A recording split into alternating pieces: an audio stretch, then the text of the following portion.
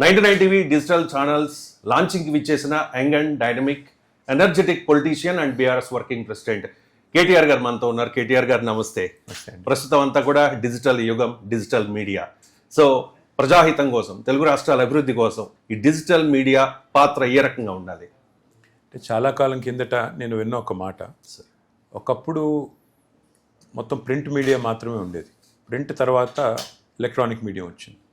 Electronic medium వచ్చిన తర్వాత అందులో 24/7 న్యూస్ ఛానల్స్ వచ్చినాయి.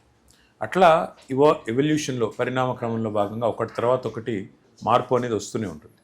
అదే క్రమంలో మీరు గమనించినట్టయితే ఇప్పుడు ఎలక్ట్రానిక్ టెలివిజన్స్ కంటే కూడా ఇప్పుడు ప్రస్తుతం యుగం అంతా కూడా, ప్రస్తుతం నడుస్తున్న కాలం అంతా కూడా డిజిటల్ మీడియంది, సోషల్ మీడియంది.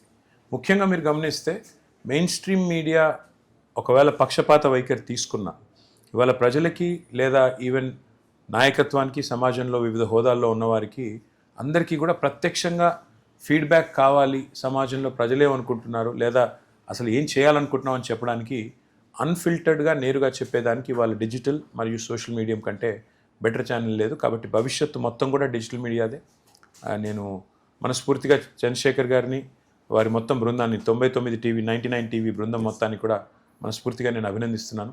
ఎందుకంటే భవిష్యత్తు వైపు దృష్టి సారించి భవిష్యత్తులో రాబోయే మార్పులకు అనుగుణంగా మనం తయారవుతేనే, మనం సిద్ధపడితేనే, ఆ మార్పుని స్వాగతిస్తేనే మంచిది. కాబట్టి తప్పకుండా ఇది సరైన దిశలో సరైన అడుగు. మనస్ఫూర్తిగా వారు విజయం సాధించాలని, విజయవంతం కావాలని మనస్ఫూర్తిగా ఆకాంక్షిస్తాను. మీరు 5 టైమ్స్ ఎమ్మెల్యే, అప్రతిహత విజయాలు, 2 టైమ్స్ మంత్రిగా కూడా పనిచేశారు. సో మీ ఈ విజయ ప్రస్థానంలో, ఈ రాజకీయ ప్రస్థానంలో మీడియా పాత్ర ఏంటి? Media cannot make or break you. చాలామంది ఏమనుకుంటారంటే media can make leaders or break leaders అని.